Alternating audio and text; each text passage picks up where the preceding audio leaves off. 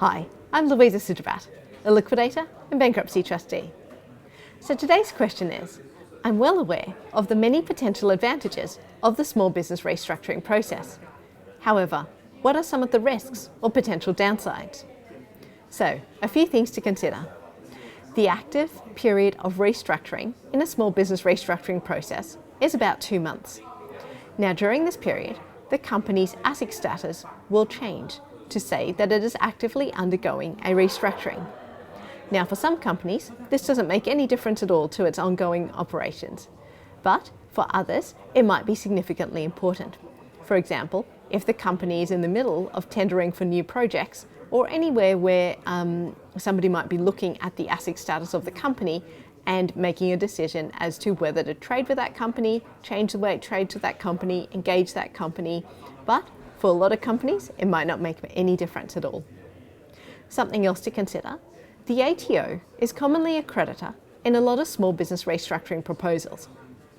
Now, at the moment, the ATO have said they are approving about 90% of small business restructuring proposals put in front of them. Now, if this company puts forward a small business restructuring proposal, and it is in that minority of proposals that, for whatever reason, are rejected by the ATO does not give any payment plan to this company in the future in relation to that tax debt. To the best of my understanding, this is because the ATO offer payment plans where they believe that the tax debt can be paid in full from the payment plan. However, if they've received a request from a company to significantly write off a large portion of the tax debt, they take that as an assumption that the company now cannot and is not able to pay all of that tax debt, and hence, by definition, they can't offer them a payment plan. Something else to be mindful of is that a small business restructuring does not eliminate and cannot restructure or reduce any individual's liability.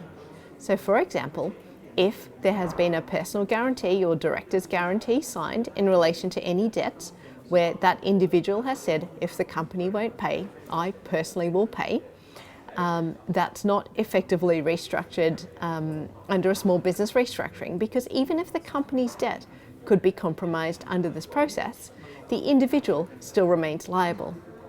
Similarly, if the ATO has already issued a director penalty notice, or DPN, which is again personal liability of the director as an individual, this cannot be reduced or compromised through a small business restructuring either.